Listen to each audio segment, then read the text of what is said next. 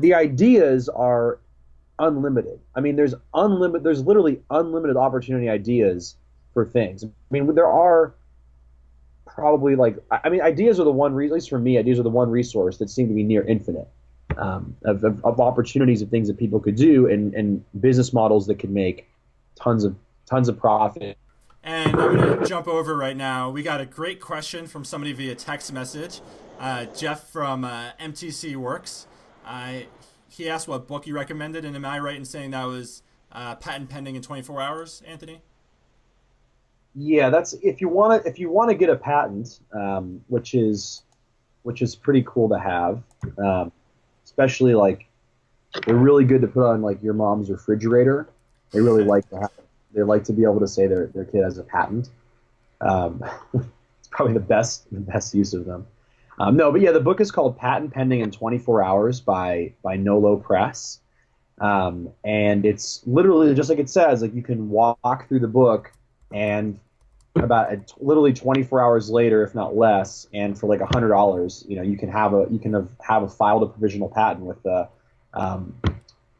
U.S. Patent and Trademark Office, and then if you kind of do some things right, then you got a year of protection, and then you can like I did. I got investment during that year, and we got the patent. It's I think the numbers on here. It's 7,658,332. So it's our patent. Congratulations. High five. All right. It's And I'm also going to it's encourage more questions. So for people who are coming in from a larger audience, text to the number 917-512-6189 if you have any questions. So Anthony, I want to go back to a really important point, because I think there's two ways of looking at this. One is there's specific steps you can take to follow, and we're going to dig into those. But the reality is, just from my experience and like hearing people with lots of great ideas and never taking action, there's a lot of things you need to get over in terms of fears and you're scared of that, we all had when we were first getting started. Yeah. And, I think it never stops. Maybe I'm over certain fears of getting started an idea, but there's still things that scare me on a day-to-day basis that I have resistances to, that I know I should be doing, but I'm not doing. So I was curious, how do you, for yourself, get over this stuff? What are you afraid of in your business, or you have resistances to, and how do you get over them in your life?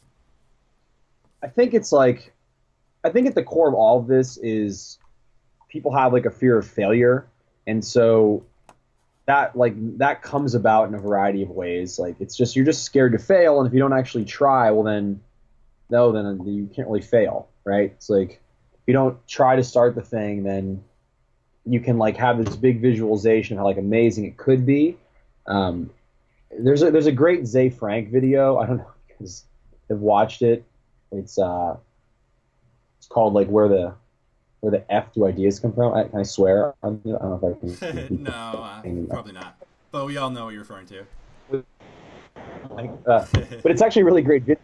And he talks about this concept of brain crack, which I think is really, really smart, because no matter how bad your life gets or how bad your relationship is with your girlfriend or boyfriend, or like how bad you suck at school or like whatever, you're like, oh, I've got this amazing idea.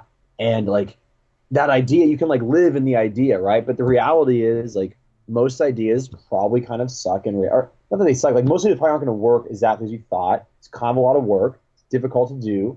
And you actually need to start testing things. You need to start trying to do something. And so it becomes like you want to use this like beautiful idea as like a fallback, like to give yourself like mental.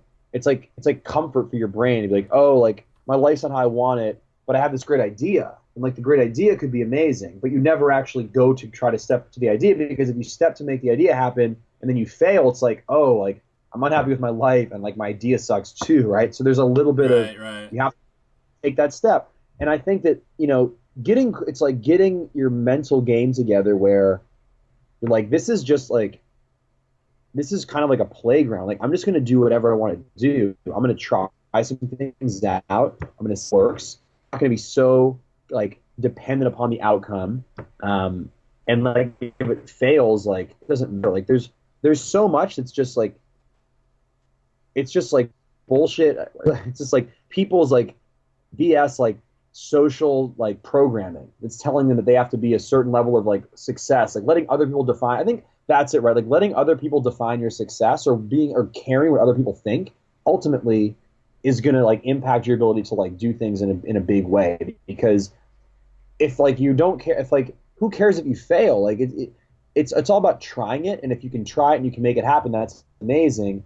But that should like be for you. It's not for other people. And if you fail, but you're not really connected to if you care what other people think, then because then it's like you've learned internally versus and that's like where you're really gonna failing and you're gonna build things inside. So to be worried, I think that's a big part of it, programming, and like not worrying about what other people think about you and not being so concerned with that.